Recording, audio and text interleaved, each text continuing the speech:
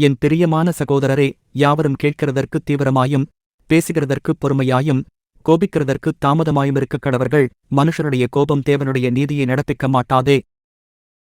நீங்கள் எல்லாவித அழுக்கையும் கொடிய துர்க்குணத்தையும் ஒழித்துவிட்டு உங்கள் உள்ளத்தில் நாட்டப்பட்டதாயும் உங்கள் ஆத்துமாக்களை ரட்சிக்க வல்லமை உள்ளதாயுமிருக்கிற வசனத்தைச் சாந்தமாய் ஏற்றுக்கொள்ளுங்கள்.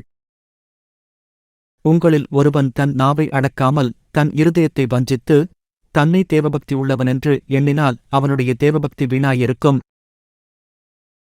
சோதனையைச் சகிக்கிற மனுஷன் பாக்கியவான், அவன் உத்தமனென்று விளங்கின பின்பு கர்த்தர் தம்மிடத்தில் அன்பு கூறுகிறவர்களுக்கு வாக்குத்தத்தம் பண்ணின ஜீவகிரீடத்தைப் பெறுவான். சந்தேகப்படாமல் விசுவாசத்தோடே கேட்கக் கடவன். சந்தேகப்படுகிறவன் காற்றினால் அடிபட்டு அலைகிற கடலின் அலைக்கு ஒப்பாயிருக்கிறான். அப்படிப்பட்ட மனுஷன்தான் கர்த்தரிடத்தில் எதையாகிலும் பெறலாமென்று நினையாதிருப்பானாக. இருமனமுள்ளவன் தன் வழிகளிலெல்லாம் நிலையற்றவனாயிருக்கிறான்.